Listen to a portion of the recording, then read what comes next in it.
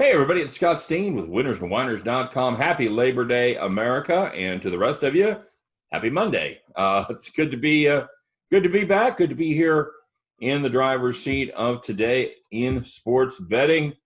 And of course, sitting in the driver's seat with me. Well, that's not good. That would be a big seat. But he's my right-hand man. He's right here beside me. He is the one and only. He is Scott Reichel. What's up, buddy? Nothing much. Looking forward to going through a pretty diverse card if you want to talk about all the sports that are involved. But I know we're sticking with NBA. You've had a couple of interesting moments here in the playoffs. I feel like we're gonna be talking about the Heat game, as I ended up losing a play today on that one. But if I was given Miami -4 in the second half and Giannis wasn't playing, I feel like everybody would take it. So there are worse spots there. Just because you end up not winning the play doesn't mean that it wasn't a good play. And as far as I'm concerned, I still believe it was a good play, but it happens. I'll let my premium subscribers know that. They'll be thrilled to know that, Scott. Does that mean that you had the same play as me on that one? Indeed, I did. I had Miami -2. I thought with about 8 minutes left there as they extended their lead to 8 points. I was a wrap at that point. I loaded up live, and I thought it was all but over there, my friend, and that was not the case at all.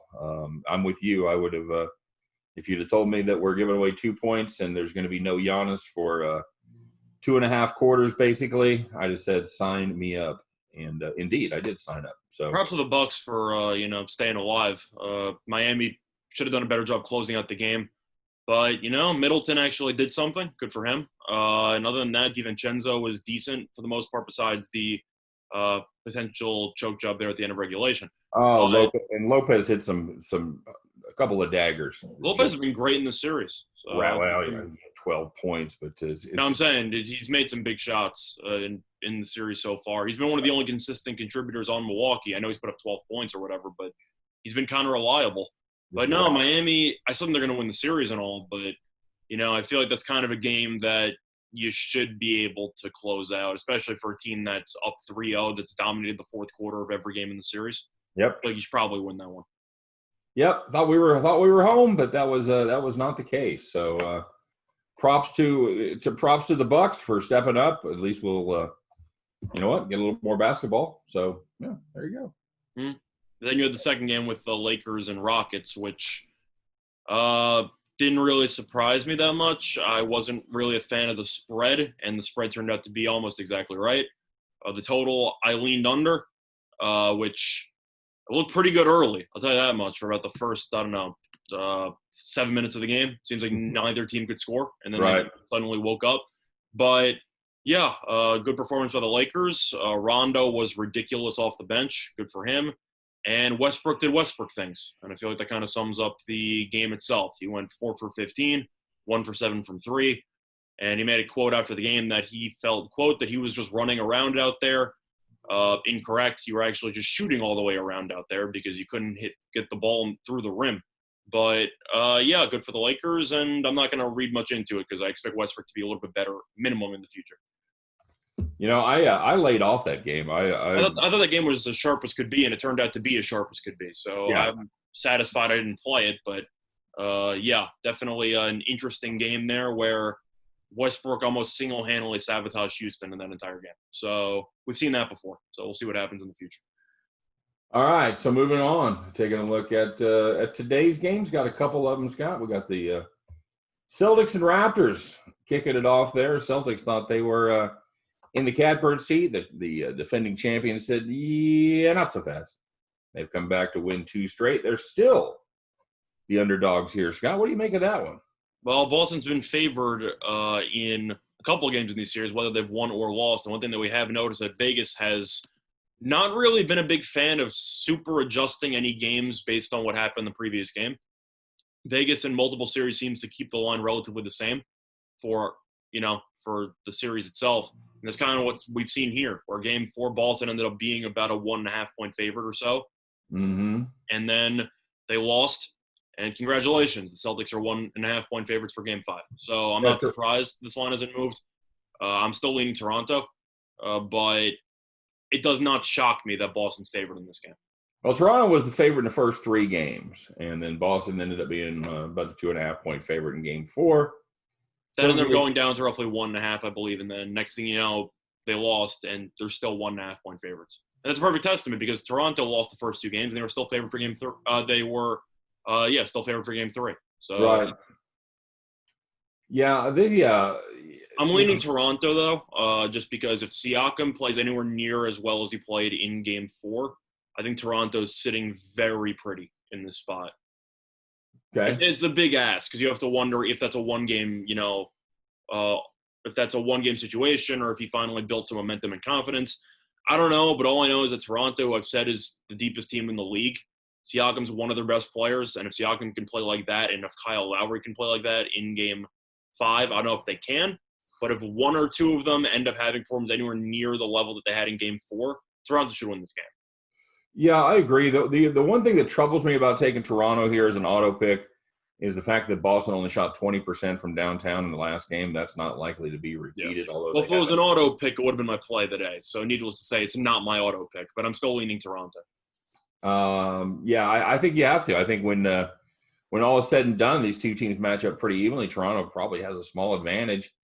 And, old rule of thumb for me, Scott, if it's a 50-50 shot and you're getting points on one side or the other, take the points.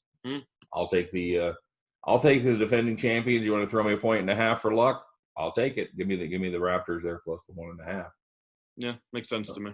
All right, sir. Taking a look at the West as the Clippers and the Denver Nuggets get together in what has been a pretty entertaining series there so far, Scott. It's surprisingly good. It looked like after game 1 that this was going to be another Clippers sweep, and lo and behold, the Nuggets stepped up and picked up a big win in their last game. The Clippers still favored here by the quintessential 9 points. That's pretty much has been the line in all 3 games, and it remains the line in this one. A little bit of juice if you wanted to take those Nuggets plus 9, but yeah, there you go. What do you where you at here, buddy?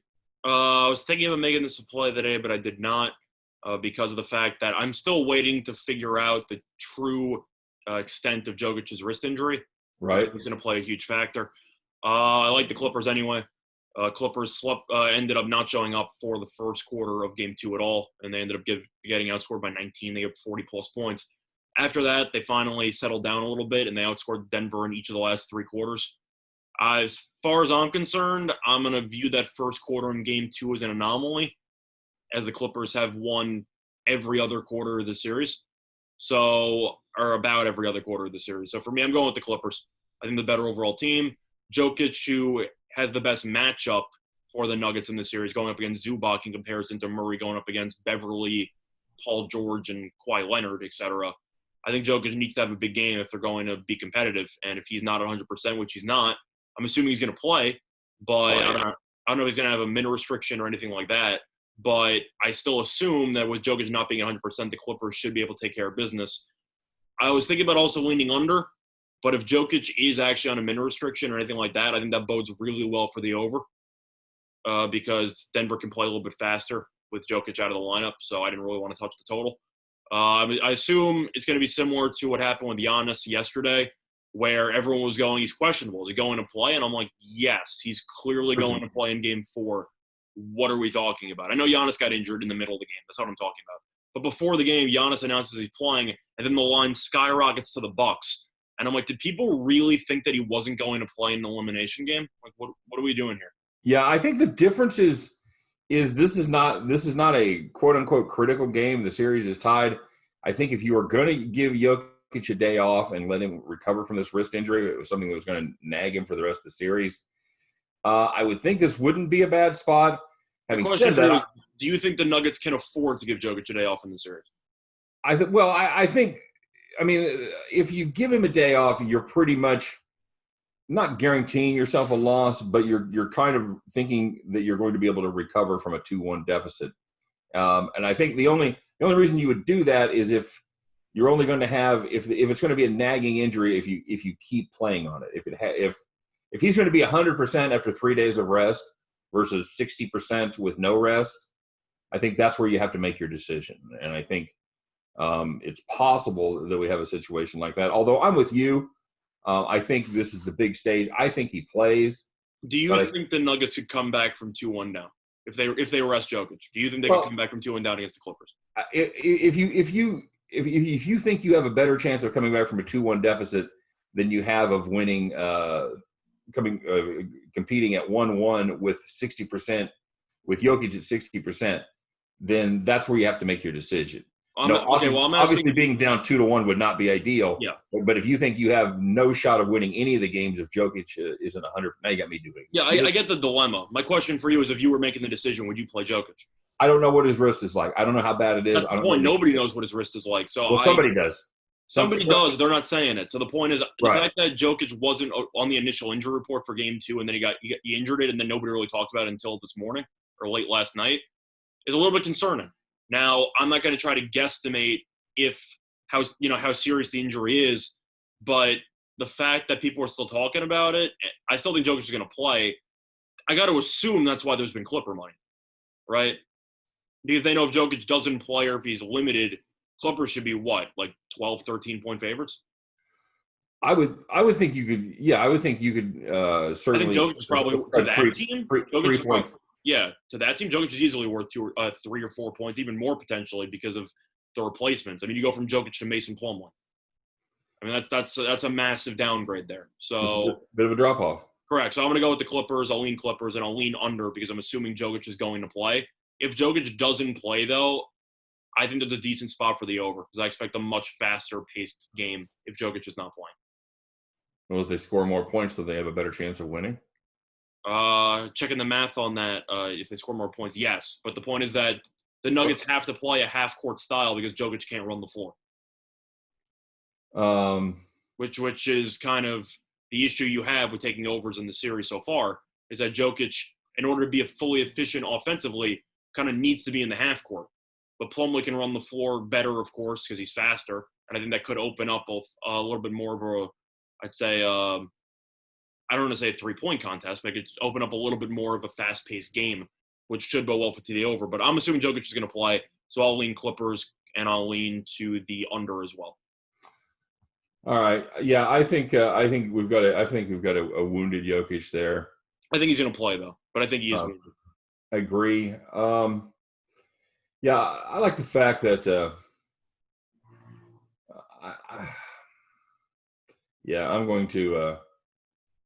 I'm going to go on the with the under here as well. This is until I see a game go over, I'm not going to take the over.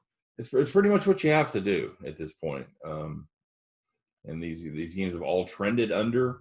Think about what happened in the first quarter of last game. You had 69 points, and Denver scored 44 in the first quarter. The game still went under, and it wasn't even close. Right. So, yeah, the Clippers woke up defensively, and the Nuggets couldn't really do anything after the first half. Yeah, not very often are you going to see a team score 38 points in a half and win by 9. Correct. So that's what I'm saying. Clippers defense, if Denver doesn't shoot the lights like they did in the first quarter, which I don't think they will with Jokic being injured, it's the same question I said in Game 1. Can the Nuggets even score 100 points? And you had a 44-point outlier in Game 2, and you still got 10 points over 100. I mean, defensively, the Clippers when they clamp down, the Nuggets have nothing to do. Yeah. It's just the way it is. Yeah, I agree. All right, should be a couple of fun games there, Scott. I don't. This is what do you think? What do you think of the bubble basketball? I think it's kind of the same as regular basketball. I know that it sounds different because you don't have the crowds in there. But at the end of the day, what we have noticed is the fact that the better team wins the series in the NBA pretty much all the time, which is what the NBA is because you have a 7-game series and talent determines most basketball games. So based on my bracket so far, the one series I got wrong was at Oklahoma City over Houston. I've gotten everything else right. And it really hasn't even been a sweat at all. Besides maybe the Denver series, but I guarantee you this wouldn't be a 9-point spread if this game were in Denver. I agree. So that's what I'm saying. That's why the spread's been kind of the same for every game because the conditions are the exact same, and you're going solely based on talent. Right. Yeah. But if you're talking to me, what do I think about the actual bubble basketball? I think it's fine. But people were expecting a lot of unpredictability and a lot of upsets, saying, "Well, there's no home court advantage and whatever." And I'm thinking, yeah, that means there's no home court advantage to the underdogs as well. So I'm going to side with the better teams, which is why you have, all these. And I know you can say, well, Miami beating Milwaukee is an upset. I thought Miami would win the series, so I do not have that as an upset in my book. And I still have Miami to win the title 33-1. So I do not have that as an upset in my book. But everything else has been exactly the way that I thought it would be, besides Houston beating Oklahoma City. And that series was weird because I really thought Oklahoma City would win one of the first two games of that Westbrook. So that series was the one that I couldn't really predict from start to finish. All the other ones kind of went exactly the way that I thought they would. Yeah, I would agree. I think we were both. And you can agree that that's been the case so far in this round. I mean, Toronto, we both lean to. They're tied 2-2. But we expected that to go 7. So I'm not surprised that that's been very close. Lakers, we thought, would win a close series against, I'd say, Houston. I thought Lakers would win in 6 going into the series. That's where I had it at. And that's kind of what we're on pace for right now at 1-1. I thought the Clippers would smack the Nuggets in around 5. I still think they're going to smack the Nuggets in around 5, so we're going to see what happens there. And the last series was the Miami one, and we both like Miami in the series. So I'm not surprised by really anything that I've seen. No, nothing yet. Nothing yet has been too stunning. So the only thing that's kind of surprising was the way that the Bucks had gone down 3-0. Yeah, I didn't see that coming. I thought Miami would win the series anyway, but yeah. Are you part of the new movement on Twitter, by the way, that the Bucks might be better without Giannis? You saw there was a movement going on yesterday. No, man. It's a bunch of idiots, but it's a movement.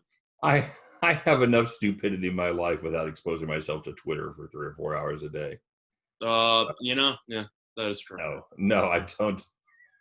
I don't believe that the team with the MVP is a better basketball team. Well, you don't think without the Defensive Player of the Year and the probable MVP, they're a better basketball team? What? For some reason, no. I don't feel that way. So I understand he's going to go play minor league baseball next year. So the only thing I know is that if you are one of those people that believe that, try to see a full game where Miami can prepare for the Bucks without Giannis. That's all I'm saying. Delete your account. Just wait. Just see if Giannis plays in Game 5. If not, watch the entire game and tell me if the Bucks are a better team without Giannis. Oh God! You know what? I had to bring it up because that was in a decent amount of Twitter, comments and stuff, and I wasn't sure. I know that there's a short sample size overreaction. My God, that is a short sample size overreaction. Wow. 2.5 quarters versus 4 seasons. You think? Yeah. We'll see. We'll see where Miami opens up, assuming Giannis does not play. I assume he'll play, probably limited again.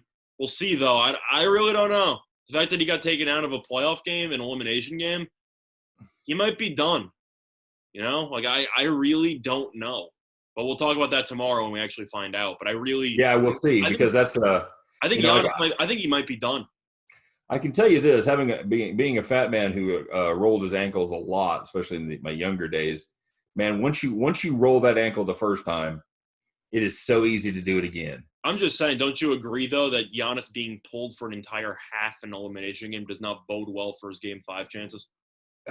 No, I don't agree with that. You just think it was for the sake of if we lose the game? No, I mean, I believe he couldn't have gone then. There is so much stuff they do with electrical stimulation and cortisone shots. There's so much. That's fair. So many options that, I didn't have available when I kept re-injuring my ankles as a younger man. So I'm just saying, Bucks fans are definitely thrilled they're still alive, but they're definitely not feeling too good about Giannis's current situation right now. Well, maybe they're all excited because he's not playing, and then because they're the better team without. Oh, of course, yes, of course, yeah. Because Middleton is going to drop 30 plus every time. Yeah, that's the guy. That's the guy you want to hang your hat on is Mr. Consistency, Chris Middleton. So yeah, but we'll go over that series tomorrow. But I'm kind of curious, especially with the Jokic and Giannis. I don't want to say mystery injuries, but the mystery severity of the injuries, which I feel like is going to play a huge factor in this series in the future. So we'll see how that goes. All right. Indeed, we will. Should be fun. Once again, happy Labor Day, everybody. Hope everybody is enjoying the fruits of their labor and getting the day off today. It should be a fun one. I know we've got some baseball games to talk about. We'll be talking about that on the next segment here. But for the NBA, that's a wrap. That's that's it for today in sports betting, NBA style. If you want to get a little deeper dives into both of these games, as well as, every other game, don't forget to check out winnersandwhiners.com. Now with our super deep dives into the NFL game. So make sure you check that out as well. For myself, for Scott Reichel, for all of us over here at winnersandwhiners.com. Appreciate you guys stopping by on Today in Sports Betting. Come back and see us again, all right? We'll leave the light on for you, and we'll leave the door open just a little bit, all right? You guys take care. Good luck on all of your plays today. We'll see you next time.